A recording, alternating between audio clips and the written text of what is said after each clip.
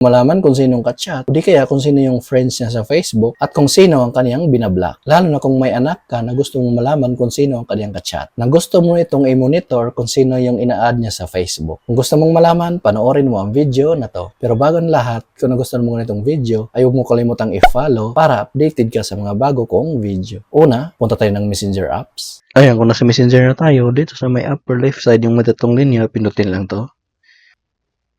Then, pindutin lang tong gear icon or settings.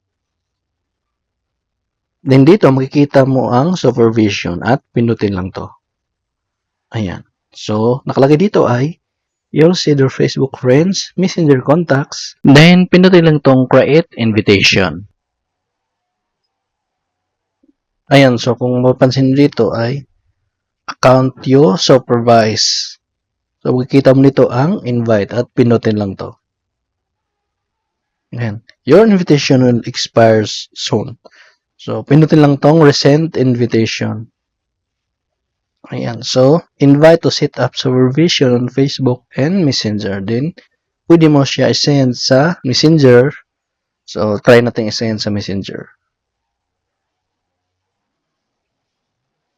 I-send lang natin kay ayan, na-send. So, kapag ganito, ang maganda niyong gawin ay bago kayo mag-send ng invitation ay hiramin niyo muna yung cellphone nila para hindi nila malaman na kita mo yung mga friends at sino yung ka-chat nila. So, ngayon naman papakita ko sa inyo kung ano yung itsura ng invitation. Exit lang ako dito, punta lang ako sa isang Facebook account ko.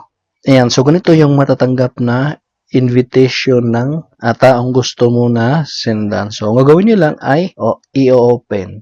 Then, i-accept nyo yung invitation. Once na i-accept na nila, ay makikita mo na kung sinong kanilang ka-chat or sinong kanilang binablock at friends sa Facebook.